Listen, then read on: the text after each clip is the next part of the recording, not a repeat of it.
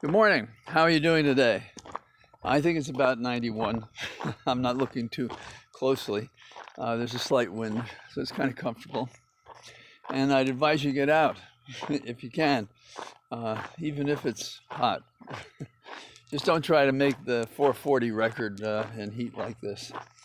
The news is disappointing in that all the efforts to persuade Manchin, the Democrat in the Senate, to accept the elimination of the filibuster and the 60 vote minimum seem to have come to naught so far. I still think we have to persist, and some members of Congress are continuing to, I guess, shame him, criticizing his position that somehow having a higher threshold to act as a legislative body guarantees democracy, when by eliminating the supermajority that's now in place in the filibuster, the number of votes that you need, 60 votes to pass anything, by eliminating that, you actually create a counteracting force for what's happening in the several states, which is legislation which would compromise voting. And the same is true for other principles that concern us.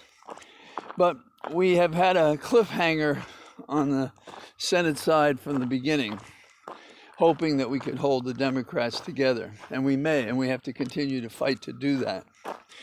But there comes a time when you have to look for self-help. And I think the self-help happens on several levels. I continue to be cheered by the fact that Biden is our president.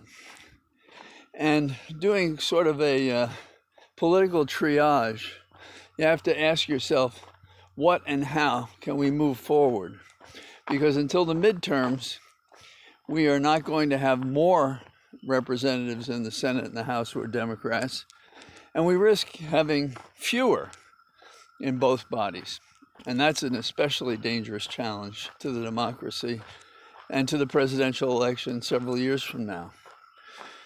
It is a shame that we have to fight hard to stand where we are and hope to move forward. So, what can we expect?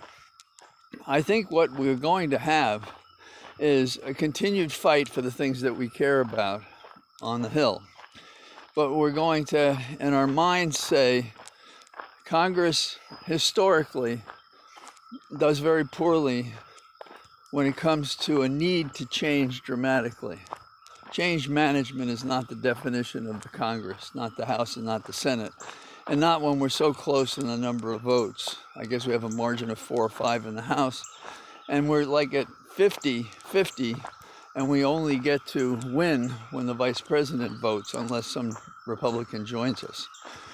So I think what we're going to see is Biden is going to have to pick up the cudgel and do things on his own. And we've been here before. After Obama and Biden passed the Obamacare Act, if you will, the Congress shifted against him. And so he had to act on his own, especially in the second term. So Biden has been here before. And I think the first dramatic step we see is the vice president going to Guatemala and then Mexico to deal with the border question. That shows leadership, that's power, that's within the prerogative of the executive. It builds up our vice president, as it should, because of the challenge, and the better she does, the more we all profit politically as a Democratic Party. In the meantime, we have Biden traveling to a G8 summit to talk about world finances and business and cooperation. When a president reaches out and his scope is international, he accrues to himself a benefit of leadership and power. I believe it was misused in the last administration. I believe Biden has a much thicker resume to understand how to be careful, how to step through the minefield that is international relations, and he's doing that. I think that the other matters that we need to work on are quickly becoming campaign issues. And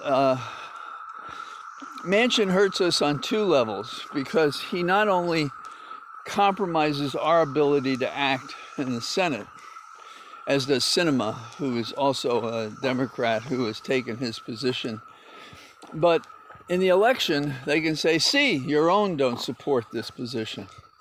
So the education of the public and the answering of disinformation is critical.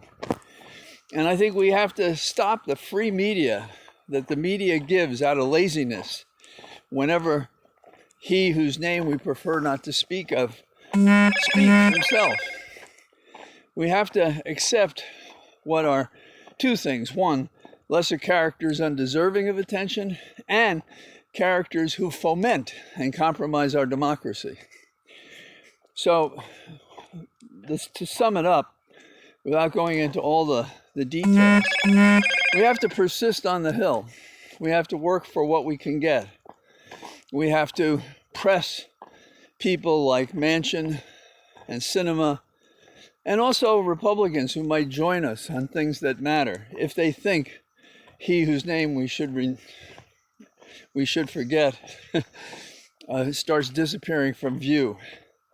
And he should assert himself, Biden should assert himself as president to pull along a ticket in the Congress and the Senate in the midterms that see that the leadership of Biden is what the nation needs and what it's getting. So that's my program going forward. The herding of cats on the Hill is not effective now, and in historic comparisons has not been the leading force. A strong president, which Biden is becoming, is the key here, and he's going to have to do as president what he and Obama had to do when they didn't have the House and Senate. So that's my thinking for today. Get out if you can, and I'll talk to you tomorrow. Bye-bye.